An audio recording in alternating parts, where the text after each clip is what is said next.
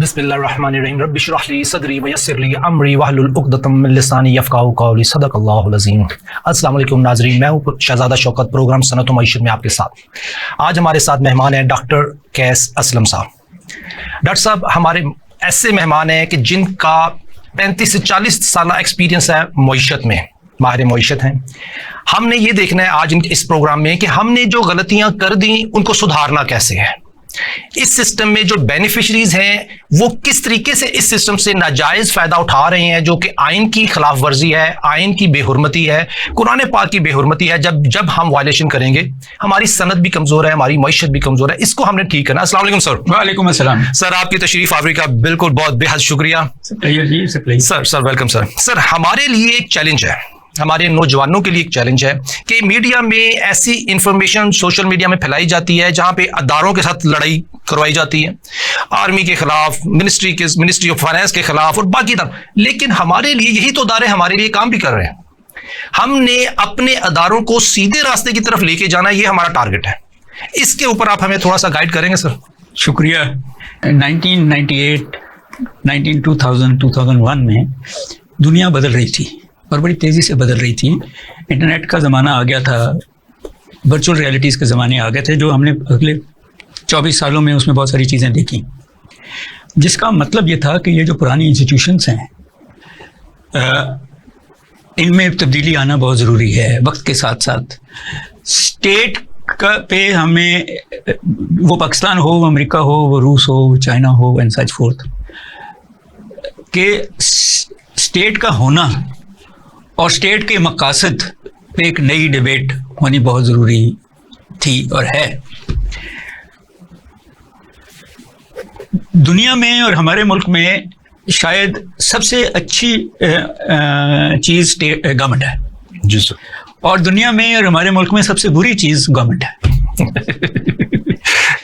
जो इंस्टीट्यूशन के अंदर अफराद अगर वो इंस्टीट्यूशंस को एरोड करके, कानून को एरोड करके अपने मकसद के काम करें, तो आहिस्ता आहिस्ता इंस्टीट्यूशंस एरोड होती हैं, मुल्क नीचे जाते हैं और हम भी नीचे गए हैं। और मज़े की बात यह है कि हिस्ट्री गवाह है, मॉडर्न हिस्ट्री, जी पूरा अफ्रीका, पूरा लतीन अमेरिका इस बात का, जहाँ गुर्बत बढ़ गई, जहाँ मार्शल आर्ट्स लगे, जहाँ अली अमीन जैसे लोगों ने मुल्क को लूटा, हम भी उस तरफ जा रहे हैं और कई दफ़ा गए भी हैं।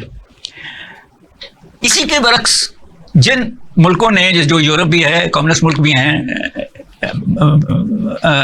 आमरीत के मुल्क भी हैं जिसमें पुतिन है, जिन्होंने मॉडर्न तकाज़ों में अपनी इंस्टीट्यूशंस को बदला है, अपने कानून को बदला है, प्रो पीपल बना दिया, वो तरक्की कर रहे हैं। वो साइंस में भी तरक्की कर रहे हैं, वो हथियारों में भी तरक्की कर रहे हैं, वो रोज़मर्रा की जो मईशत है उसमें भी तरक्की कर रहे हैं। छोटा मोटा क्राइसिस उधर भी आता है, इन्फ्लेशन इंग्लैंड में भी है, फ्रांस में और जर्मनी में भी राइट और लेफ्ट की लड़ाई, ये इमिग्रेंट्स की है, अमेरिका के अंदर अबॉर्शन की है एंड सच फोर्थ। ये सोशल इश्यूज़ पे तो वैसे ही रहेंगी, बट द पॉइंट इज़ कि हमने क्योंकि रिजिडिटी दिखाई है, और मैं ये कहना चाहता हूँ और हर दफ़ा कहता हूँ कि शायद अब लड़ाई हमारे पुराने तर्ज की सोच के लोग जो इतने सालों से मुख्तलिफ तरीके से धांधली करके या ऑनेस्टली इलेक्शन करा के या मार्शल लॉ लगा के हुकूमतों में बैठे हैं, उनकी लड़ाई आपस की नहीं है। वो बुश हो, ट्रंप हो, हमारे यहाँ हो, वो लड़ाई हमारी अगली पौध के साथ है।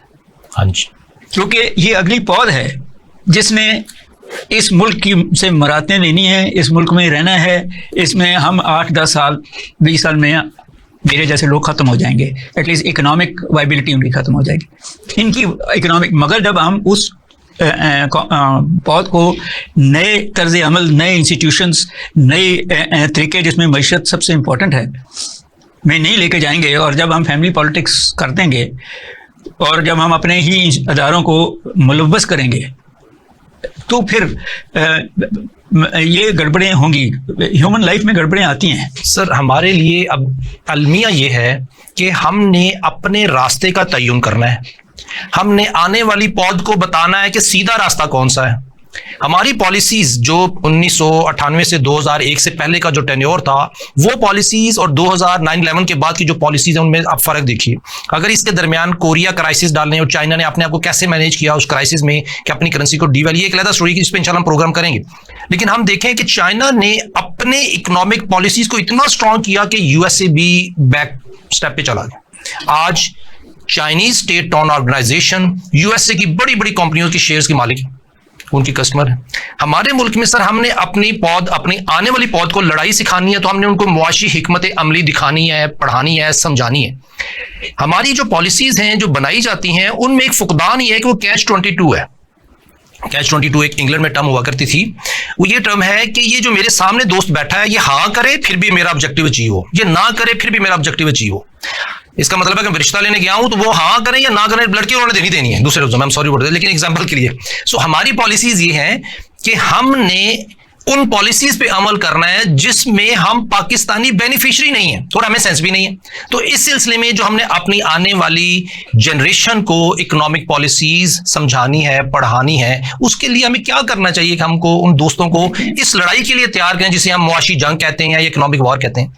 बात यह है सर कि पहले तो दो फैसले में से एक जो आप कह रहे हैं करना पड़ेगा सर, और वो ये है कि इस मुल्क की मईशत को एग्रीकल्चर से चलाना है या इंडस्ट्री से चलाना है, या बेस्ट मिक्स से चलाना है। कहीं मिक्स तो होगा, हाँ जी, बट उसकी जो जिसको हम इंजन ऑफ ग्रोथ कहते हैं, जी जी, अगर तो हम सिर्फ फूड सिक्योरिटी चाहते हैं और अगर तो फिर हमें फैसला करना पड़ेगा कि इस ज़मीन पे इतना अनाज उगा दें कि वो दुनिया को भी, खित्ते को भी खिलाए और पाकिस्तानियों को भी खिलाए और डॉलर कमा ले। उसके लिए लैंड रिफॉर्म्स, पानी के रिफॉर्म्स, वो सारे वर्टिकल एग्रीकल्चर, स्प्रिंकलर्स, वो सारे करना पड़ेंगे।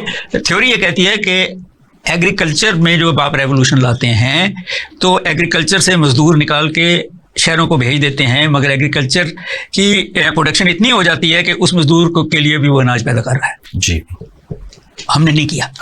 हम अब इंपोर्ट कर रहे हैं अनाज को। सर पर एकड़ प्रोडक्शन कनाडा में, इंग्लैंड में कुछ और है, यूएसए में कुछ और है, पाकिस्तान में कुछ और है। दूसरी जो तरफ है वो ये है कि हम ये देखें कि अमेरिका ने जब ट्रांसफॉर्मेशन की अपनी इंडस्ट्री की तो क्या चीज़ें बनानी छोड़ दी, वो चाइना ने उठा ली। अब चाइना जब अपनी टेक्नोलॉजी में तब्दीली ला रहा है तो वो क्या चीज़ें नहीं बनाएगा, उसको ज़रूरत है हाँ जी, पेच की, कोई और इस किस्म की चीज़ों की, हम वो बनाना शुरू करते हैं। हमें दुनिया देखनी पड़ेगी। हम इसको इकोनॉमिक्स में डिमांड साइड कहते हैं। हम अभी भी सप्लाई साइड पे हैं कि हम बना के फिर ढूंढते हैं कि किसको बेचना है, क्या बेचना है, और वो पुराना। सर चाइना की पॉलिसी से एक स्टेप आगे है। मैं अभी तक तो मैं वो चाइना तक पहुंचा ही नहीं। मैं तो सिर्फ ये कह रहा हूँ कि अब हमने जो फैसला किया मुशर्रफ के ज़माने में, वो एक तीसरा था कि ना एग्रीकल्चर ना इंडस्ट्री, आप सर्विस और रियल एस्टेट। ज़मीन आपने घर बनाने शुरू कर दिया, रियल एस्टेट पे बनाना शुरू कर दिया, और सर्विसेज को उस लेवल पे लेके ही नहीं गए जहां आप डॉलर कमा। 52% आपकी जीडीपी सर्विस से आती है। जी जी जी। मगर मिनिमम है जो हम डॉलर कमाते हैं उस सर्विस सेक्टर से। हालांकि one of the best doctors, one of the best lawyers, one of the best researchers इस मुल्क में हैं, वो इस मुल्क से बाहर जाके वंडर्स करते हैं। मगर इस मुल्क में हम उनको इजाज़त ही नहीं देते। जिस मुल्क में आप कहते हैं कि आईटी के साथ चलो और कई कई दिन आईटी बंद रहे इंटरनेट, तो इसका मतलब यह है कि जो पॉलिसी मेकर्स हैं उनकी नीड नहीं है। मैं आपको दो एग्जांपल देता हूं, हो सकता है गलत हों। एक ये है कि इस मुल्क में बसंत एक मल्टी मिलियन रुपीस का कारोबार बन गया था, शरीफों ने वो बंद करा दिया, जिसमें लोग, अब आम लोगों को अपॉर्चुनिटी, अमीर आदमी के जो गले कटते हैं, उस पर रिस्ट्रिक्शन नहीं लगाई कि ये तरीके हैं। डोर्स को, यानी कि उसके जो प्रोडक्ट्स हैं उसके ऊपर रिफाइनमेंट करने की जरूरत थी। आप मल्टी मिलियन, यही ये जो हैं शादी घर कि जब वो मल्टी मिलियन रुपीस के हो गए तो आपने वन फूड कर दिया कि उसके साथ जितनी जुड़ी हुई इंडस्ट्री थी वो नीचे आ गई। एक और मजे की बात यह है कि आज से कुछ साल पहले डार साहब भी थे फाइनेंस मिनिस्टर, शायद दूसरी गवर्नमेंट थी इनकी, पीटीआई से पहले की बात है, तो चाइना गधे की खाल $20,000 की खरीदता था। यहाँ गधे चोरी होने शुरू हो गए और उसका जो मीट था वो लाहौर शहर के बड़े रेस्टोरेंट्स में बिकना शुरू हो गया। डार साहब ने ये नहीं कहा कि आप सारा गधा ही बेच दें चाइना को, उन्होंने कहा कि आज के बाद एक्सपोर्ट ऑफ गधे की खाल बंद है और फिर आपकी एक इंडस्ट्री जो मल्टी मिलियन, इसी तरह आपकी जो कारपेट इंडस्ट्री थी वो हमने खुद and such fourth football industry. And point ये मैं बता रहा हूँ कि हमारे पास मल्टीपल चॉइसेस हैं और थी जिससे आप मईशत को भी चला सकते थे। और सवाल दो है ना कि टेक्नोलॉजिकल बेस्ड होगी तो पढ़े लिखे लोग उसमें हुनरमंद होंगे, और अगर लेबर बेस्ड होगी तो उसमें फिर नॉन हुनरमंद। तो आपको चाहिए था कि लिंक करते कि एग्रीकल्चर में जितनी इंडस्ट्रियल छोटी छोटी हैं वो लेबर बेस्ड हो जाती, और वो जो इंडस्ट्री है वो देख के क्या चाहिए दुनिया को। तो ये कोई साइंस नहीं है, ये कोई रॉकेट साइंस भी नहीं है। सिंपल है बिल्कुल सर। मैं जो समझा हूँ एज ए लेमैन ये बात है कि जो हमारी पॉलिसीज हैं वो इनकम्प्लीट है। मैं सर, आपने 2-3 दफा पॉलिसीज की बात की, मेरा तो ख्याल है कि है ही नहीं पॉलिसी। अच्छा सर, पॉलिसी ड्राफ्ट तो हमारे पास पड़े हुए हैं, वो पॉलिसी नहीं है सर। मैं आपको मैं आपको अनफॉर्चुनेट बताता हूँ, जब आप पहले 20 दुनिया के जीडीपी के लिहाज से मुल्क देखते हैं जी सर, तो पहला अमेरिका ही है, टेक्नोलॉजिकल एंड सच फोर्थ। दूसरा चीन बन गया, उसने अपनी कौम को पढ़ा दिया है, हुनर दे दिया। और वो तीसरे नंबर पे जापान जो बूढ़ी पॉपुलेशन की वजह से नीचे आया है। चौथे नंबर पे जर्मनी है जो अपनी इंडस्ट्रियल बेस को छोड़े नहीं बैठा। 5वें पे इंडिया ने पॉवर्टी समेत अपने आप को 5वें नंबर पे ले गया। वो जो इंग्लैंड और फ्रांस थे वो 6वें 7वें पे आ गए। वो जो ब्राजील की नज़र नहीं आता था वो 8वें पे आ गया। इटली 9वें पे आ गया। अब ये तो हो गए। 16वां जो बड़ा मुल्क है मईशत के लिहाज से वो इंडोनेशिया है, जो आपसे ज़्यादा पॉपुलेशन है, मुसलमान पॉपुलेशन है, और उसने क्या किया कि वो 16वां बन गया। 17वां मलेशिया है, वो भी मुसलमान मुल्क है। 18वां टर्की है जिसकी पॉपुलेशन मुसलमान है, सेकुलर वो है, उसने टूरिज्म से, और जिसको हम बहुत बड़ा मुल्क समझते हैं जैसे कर्जा लेते हैं वो 19वां है, सऊदी अरेबिया। जी जी जी। अब आप इसमें आपने चाइना की बात की, वियतनाम जो है फास्टेस्ट ग्रोइंग इकोनॉमी है।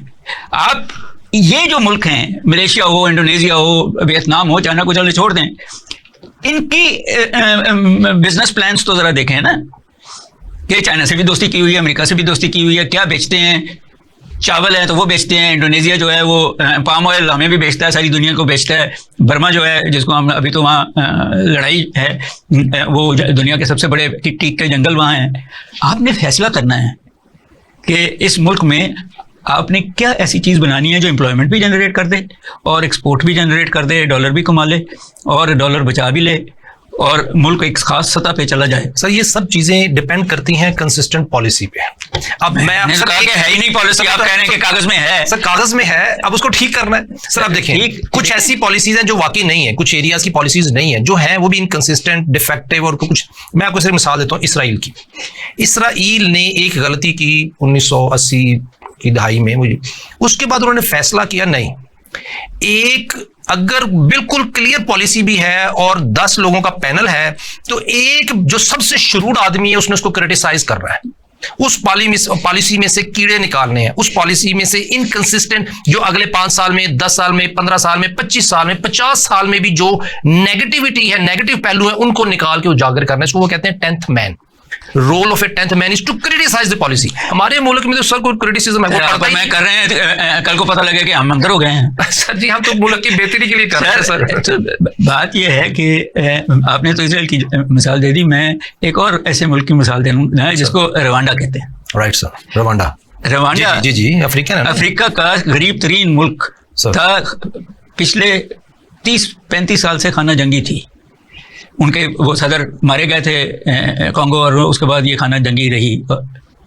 जब ये जंग खत्म हुई है जिसमें हुतूस का कत्ल भी हुआ था और मैस कत्ल हुआ था, जब एक दफ़ा री एस्टेब्लिश हुआ प्रो पीपल गवर्नमेंट, तो उसने एक काम किया कि अपनी एजुकेशन सिस्टम जो पब्लिक सेक्टर में थी उसको इतना अच्छा कर दिया कि पिछले चंद सालों से उनके प्राइवेट इंस्टीट्यूट स्कूल्स बंद हो गए हैं क्योंकि अब लोग पब्लिक सेक्टर में बच्चे डालते हैं, प्राइवेट सेक्टर में नहीं डालते।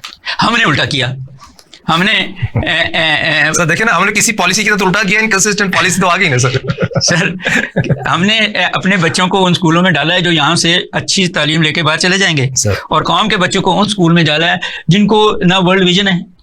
सर नहीं, कुछ नहीं पता। सो पॉलिसी इंप्लीमेंट ही नहीं, क्या वो एक policy, business policy, corporate policy understand करके? सर टेक्नोलॉजी नहीं अंडरस्टैंड कर सकते।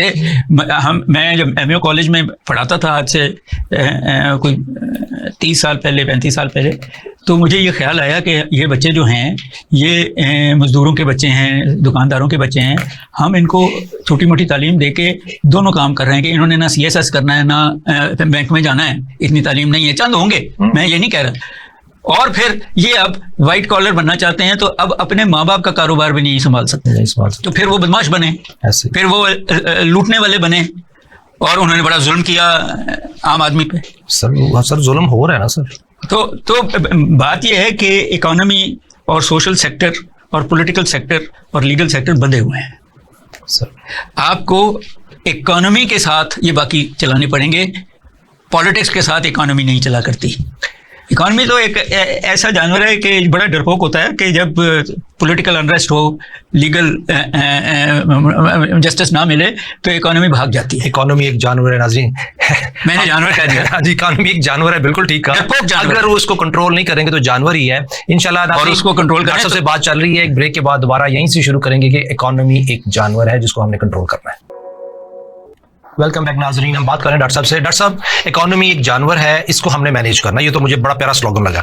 अब देखिए, हमारी इकोनॉमी अगर वीक है तो गुर्बत की लकीर से नीचे लोग बढ़ते जा रहे हैं। जब मेरे पास घर में खाने को नहीं है तो मैं डबल रोटी चोरी करूंगा सर। मैंने बिजली का बिल देना है तो मैं एक्सीएन को पैसे दूंगा, मेरे पास पैसे नहीं है।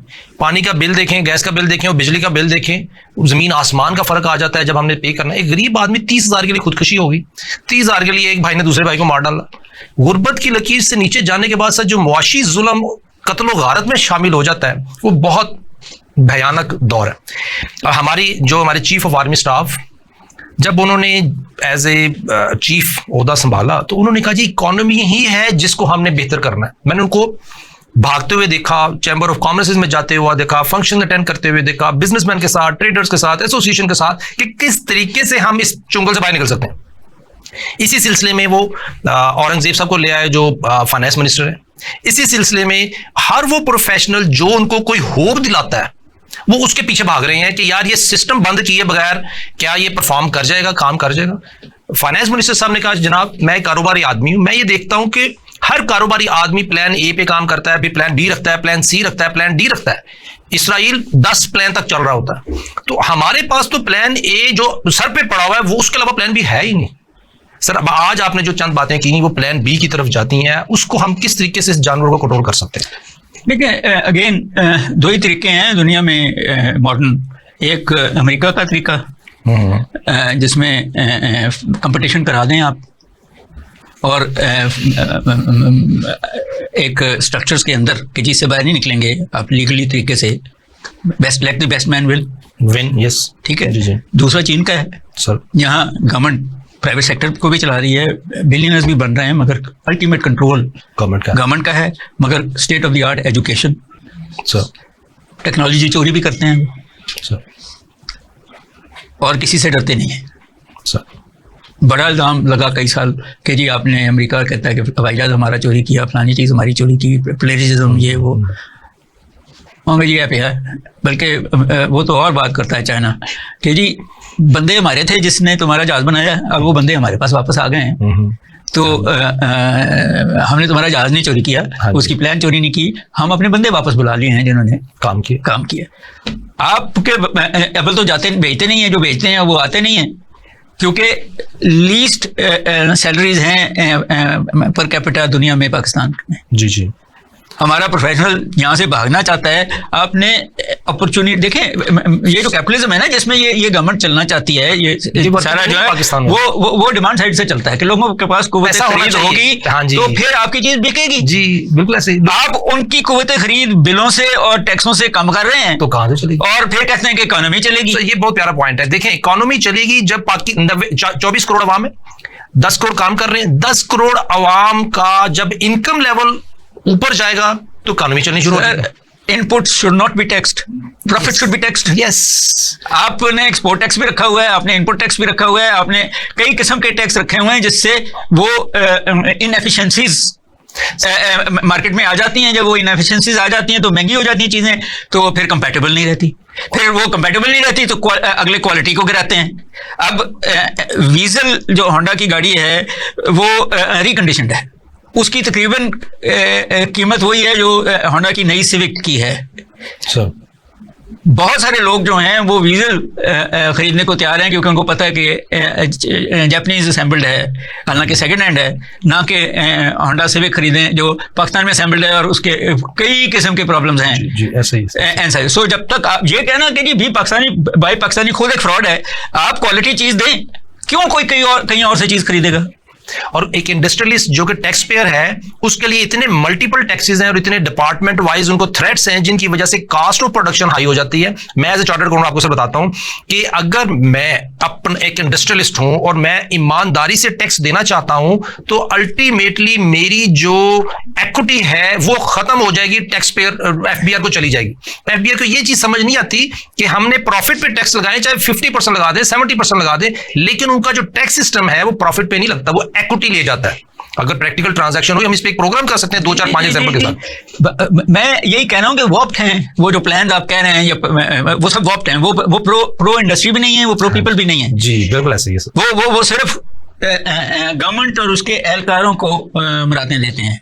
यूनाइटेड स्टेट्स ऑफ अमेरिका दुनिया का अमीर 3 मुल्क का प्रेसिडेंट के पास घर है, प्रेसिडेंट के पास जहाज है, प्रेसिडेंट के पास गाड़ियां हैं, सब कुछ है, उसके अलावा किसी के पास नहीं है। मिनिस्टर्स को भी घर किराए पे लेना पड़ता है, गाड़ी अपने इस्तेमाल करनी पड़ती है, सिक्योरिटी लेनी है तो पैसे देने पड़ते हैं। हमारे तो डिप्टी कमिश्नर के पास भी सिक्योरिटी भी है, घर भी है, बहुत बड़ी गाड़ियां भी हैं। हर बंदा जो अपनी नई पोस्ट पे आता है वो कहता है पहले मुझे गाड़ी चेंज करके दो, 0 मीटर गाड़ी से फिर आगे चलेंगे। तो कौन मानेगा कि ये गरीब मुल्क है। कई साल पहले मुझे रेजिडेंट जो था IMF का मिला, तो मैंने उससे ये पूछा कि तुम इतनी शर्तें क्यों लगाते हो। तो उसने कहा कि जी जिस कमरों में बैठ के हमारे साथ गुफ्तो शनीद की जाती है वहाँ का शैंडलियर करोड़ों का है, हमें जो कारपेट तोहफे दिए जाते हैं वो लाखों के हैं, और फिर हमें कहा जाता है कि हम गरीब मुल्क हैं, हमें कर्जा दे दो, तो फिर हम भी खेलते हैं। सर बात ये है कि हमने जो ये कारपेट गिफ्ट किए हैं, जो हमारे करोड़ों के इक्विपमेंट लगे हुए हैं, के पैसे हैं ना जी सर, ये टैक्स पेयर के पैसे हैं और ये हमने बारोड मनी जो हमने कर्ज लिए हुए हैं, ये उसकी रिस्केजुलिंग में हम याशियां कर रहे हैं, लेकिन ये हमारी आने वाली नस्लों को ये पे करने। मैंने आज मैंने गाड़ी खरीद ली कर्जे पे, मैं बड़ी अच्छी जिंदगी एंजॉय कर रहा हूँ, वो गाड़ी नई है, लग्जरी है, उस पर खर्चे कर रहा हूँ, लेकिन मेरे पास तो इनकम नहीं है कि मैं उसकी किस्त दे सकूं या सूद दे सकूं। अब वो किस्त सूद दर सूद लग के मेरा बेटे का बेटा जब बड़ा होगा वो देगा। तो इसी को साहूकारी निजाम कहते हैं ना सर। बात ये है कि क्या आज के जो हुक्मरान हैं उनका प्रॉब्लम है कि कौम के बच्चे जिंदा रहते हैं, ये मर जाते हैं। हालांकि होना चाहिए क्योंकि खाना जंगियां जब होती हैं, श्रीलंका में जो हुआ, बांग्लादेश में जो हुआ, सोचना पड़ेगा, और मुल्कों में भी, लेबनान में भी हुआ पीछे, अभी सूडान में खाना जंगी हो रही है, बर्मा जो अब म्यांमार है खाना जंगी हो रही है। अपने मुल्क को बचाना है खाना जंगी सिचुएशन से। मईशी तौर पे तरक्की करेगा तो कुछ भी नहीं होगा, लोग अपना अपना काम करेंगे, पॉपुलेशन भी गिरेगी, जो है गुर्बत भी कम होगी, और हमारी दुनिया में इज्जत भी ज्यादा हो जाएगी इंशाल्लाह। बेसिक चीज जो है वो मईशती है, वो एग्रीकल्चर से आपने बढ़ानी है, वो जंगलात से बढ़ानी है, वो टूरिज्म से बढ़ानी है, वो इंडस्ट्री से बनानी है, या डॉक्टर्स और वकीलों से इकोनॉमी को बढ़ानी है, ये आपने फैसले करने हैं। मगर जहाँ फुदकान है और वो नीयत का है। नियत भी, हुक्मरानों की नियत का इनकैपेबिलिटी भी है सर, इनकैपेबिलिटी भी है। आप जिस तरह IMF की बात कर रहे हैं सर, इनकैपेबल लोगों को आप उसी में ऊपर लाते हैं जब आपकी नियत खराब होती है। बिल्कुल ऐसे ही सर। अब IMF की जो आपने बात की, जिस रेजिडेंट डायरेक्टर से आप कई सालों पहले की बात, वो कोई ना कोई फाइनेंशियल इकोनॉमिस्ट होगा, वो इकोनॉमिस्ट नहीं। मैं खुद वर्ल्ड बैंक के दोस्तों के साथ बैठ के काम करता रहा हूँ। IMF की रेजिडेंट रिसर्च से मेरी मुलाकातें 1-to-1 रही। जो वर्ल्ड बैंक का प्रेसिडेंट है वो भी फाइनेंशियल इकोनॉमिस्ट है, अगर पॉलिटिकल नहीं है। अगर पॉलिटिकल है तो उसका जो राइट हैंड है, 2-4 बंदे, वो सारे फाइनेंशियल इकोनॉमिस्ट हैं। आप देखिए, अगर एक डिबेट चल रही है सर, सॉरी, एक डिबेट चल रही है जिसमें एक तरफ सर्जन हो और दूसरी तरफ डिस्पेंसर बैठे हो, तो कोई नेगोशिएशन हो नहीं सकती, क्योंकि सर्जन की बात डिस्पेंसर को समझ नहीं आ रही। डिस्पेंसर ने ये कहना है कि सर आप हुक्म करें, क्या पॉलिसी कर दूं। उसने कहना है करेंसी डिवैल्यू कर दो, सर कर दी। बिजली का बिल बढ़ा दो, सर कर दिया। गैस का बिल बढ़ा दो, सर कर दिया। सो हमारे यहाँ तो डिस्पेंसर बैठे हुए हैं जो मीटिंग में जाते हैं, जो सर्जन माइशत को जब उर्दू में पढ़ाएंगे सर, तो तलब, रस्त, इस किस्म के लफ्ज लाएं, लोगों को सिखाएंगे। आगे IMF का बंदा बैठा है जो डिमांड और सप्लाई, तो कम्युनिकेशन ही नहीं हो सकती सर। ये भी एक इशू है। अब सर मुझे ये बताएं कि फाइनेंशियल इकोनॉमिक्स की कोई डिग्री पाकिस्तान में कोई यूनिवर्सिटी देती है? मेरा नहीं ख्याल कि कोई देती होगी सर। पूरे मुस्लिम वर्ल्ड में नहीं है। इवन मुसलमानों को इस डिग्री की तरफ जाने भी नहीं दिया जाता, क्योंकि हमने जो इंटरनेशनल लॉबी है वो ये कहती है कि ये जो एरिया है, ये वर्ल्ड बैंक के और ये सब उन लोगों की अफादियत के लिए ये लोग प्रोड्यूस किए जाते हैं, जिन लोगों का काम है कि एक वो चीज हम जनरली पूरी दुनिया के लिए सामने लाएं जिसमें प्रिटेंड करें कि ये देखें, ये जो पॉलिसी है इसमें आम आवाम का फायदा है, लेकिन उसमें फायदा किसी और पार्टी का होता है। सरमायादारी निज़ाम, और वो भी एम्पिरियलिज्म, जिसमें बैंकारी निज़ाम सरमायादार को भी कर्ज पे रखता है सर। उसमें बात यह है कि आप जरा गौर करिए कि हर वो मुल्क जिसने अमेरिका के साथ चलने का फैसला कर लिया है, वो बेशक सऊदी अरब हो, बेशक इंग्लैंड हो, उनको प्रॉब्लम्स नहीं है। हाँ जी, हम अमेरिका के साथ भी चलना चाहते हैं और अमेरिका के खिलाफ भी चलना चाहते हैं, तो अगले फिर आपसे अगेन खेलेंगे। सो वो भी खेलते हैं, चाइनीज भी खेल रहे हैं, सऊदी भी खेल रहे हैं सर, क्योंकि आपने अपने जो ब्रेन्स हैं, अपने उनको एडवाइजर्स तो रखा नहीं, जो बात आप कर रहे हैं सर। मैं ये नहीं कह रहा कि उनको मिनिस्टर बना दें। हाँ जी, एडवाइजर रखें, एडवाइजर्स उनको रखें, वो आपको, और दोनों साइड जो बात आपने की है कि वो भी हो जो क्रिटिसाइज करें। 10th मैन भी होना चाहिए सर। जब मैं गवर्नमेंट कॉलेज में था तो बड़ा अच्छे तल्लुकात थे मेरे वाइस चांसलर के साथ, जो मेरा मेंटर भी था, मगर मैंने उनको क्रिटिसाइज कई जगह दोस्ती यारी में करना शुरू कर दिया। ऐसे मेरे खिलाफ हुए सर। देखना कि लोग मुझसे पूछते हैं कि इतनी बड़ी दोस्ती इतनी इस तरह क्यों बदल गई। वो उनकी बात सुन रहे थे जो उनकी तारीफें करते थे, और हम जैसे लोगों सर, ब्यूरोक्रेसी का रूल ये है कि नया बॉस आ गया है, नई पॉलिटिकल गवर्नमेंट आ गई है, तो जो साहब कह रहे हैं ना, हमने उसी की बात करनी है, क्रिटिसाइज तो करना नहीं है। जो प्रोफेशनल आएगा उसने क्रिटिसाइज इसलिए करना है कि इस पॉलिसी को इंप्रूव कर दिया सर। क्लर्क जो है ना, वो कहता है कि साहब आंदे जाते बिल्कुल ऐसे ही है। और क्लर्क कहता है साहब कहेगा, जो कि उसकी मेंटालिटी बता सर नहीं, वो साहब तो टीवी देखता है, गप्पे मारता है एक कमरे में बैठ के, वो सारी पॉलिसी जो ऊपर से नीचे से ऊपर जानी है वो सेक्शन अफसर ने बनानी है। तो जब सेक्शन अफसर के ऊपर ये मुल्क चलेगा सर, तो इसी तरह चलेगा सर। बिल्कुल, मैं सर इसका गवाह हूं, मैं खुद विक्टिम भी हूं, मैं खुद देखा भी है कि स्टेट ओन एंटरप्राइज की पॉलिसी किस तरीके से एक सेक्शन अफसर से नीचे जो असिस्टेंट है और जिसकी शायद क्वालिफिकेशन BA भी ना हो, और वो कह रहा है कि पिछले 25 साल से 22 साल से मैं जॉब पे हूं, मैंने नहीं देखा कि आज तक किसी ने इसके ऊपर कमेंट दिए, कोई पॉलिसी आई हो, तो जो मेरे ज़हन में आता मैं लिख के भेज देता हूं। सर इंटरनेट आ गया, ये सारे आ गई चीजें, मगर अभी भी एक फाइल ना मिल रही हो ना, तो वो कहते हैं वो जो रिटायर होया क्लर्क, उन्होंने जरा बुला के ले आओ, फाइल कितने है। सर बेनज़ीर का बड़ा मशहूर कॉल था, उसने कहा जी मैं जो डिसीजन लेना चाहती हूँ कि ये काम हो जाए, जब उसके ऊपर फाइल इनिशिएट होती है, जो क्लर्क करेगा, क्लर्क बादशाह, उसके ऊपर ऐसा कमेंट लिखता है कि मैं प्राइम मिनिस्टर होकर उसको पॉलिसी को इंप्लीमेंट नहीं कर सकती। उसने लिख दी है it is good how ever this this this this this this this this this, और फाइल ऊपर जाती है सबने हाउ एवर। सो पावर तो हमारे सेक्शन ऑफिसर की। मैं यही कह रहा हूँ ना कि फिर आप, मुझे कई दफा लोगों ने पूछा है कि डीप स्टेट क्या है, तो मैं सेक्शन अफसर। सर लेबर पॉलिसी जब पढ़ाई जाती थी ना, वो कहते थे पावर किसके पास है, बॉस के पास है, लेबर के पास। कहते हैं लेबर के पास पावर है, वो काम करेगा तो चाहिए लेबर के पास, मगर वो जो बैठा है जिसने लेबर को हायर करके उसको देना है, जो अपना हिस्सा भी ले रहा है, उसके पास है पावर। अच्छा सर, बात ये टाइम थोड़ा है, आखिरी सेक्शन में हम ये डिस्कस करते हैं कि इस सारे आउटकम जो हमारा करंट सिस्टम इस वक्त चल रहा है ना, उसके ऊपर थोड़ा सा मैं एक प्रेम्बल देता हूं आपको कि एक फंक्शन हमारे फंक्शन वाइज एक्सपेंडिचर हैं जो कि सूदी मईशत की वजह से, अगर हमने 2020 में कोई, मैं आपको मिसाल देता हूँ, 2021 में हमारा जनरल पब्लिक एक्सपेंडिचर थे वो 4,429 अरब थे, लेकिन हमारे पास इसको 4,429 अरब खर्च करने के लिए पैसे नहीं थे, हमने लोन लिया और वो आज भी पेएबल है। मैं सिर्फ एक बात बता रहा हूँ, वो 4,429 पे अगर हम सूद दर सूद ऐड करें तो आज 11,000 अरब बन चुके। इसी तरह 2022 के जो एक्सपेंडिचर्स थे वो 5,435 थे, सूद दर सूद ऐड करें तो वो आज 11,000 वो भी बन चुके हैं। आगे 6,176 थे 2023 में, तो सूद दर सूद ऐड करें वो 10,000 बन गए। 2024 में 10,000 थे, वो 2025 में, ये टोटल अगर करें जो हमने सूद पे जो खर्चा किया और सूद दर सूद मिलाएं तो 45,000 अरब का डेट बन जाता है। बजट का 52% अब इंटरेस्ट दे रहे हैं ना। सवाल सिर्फ इतना है कि क्या हुक्मरानों के पास हिम्मत है, नीयत है कि इस डेट को जब्त करें। सर अभी आपने बजट का 52% कहा ना, मैं इसको और तरफ जाता हूँ।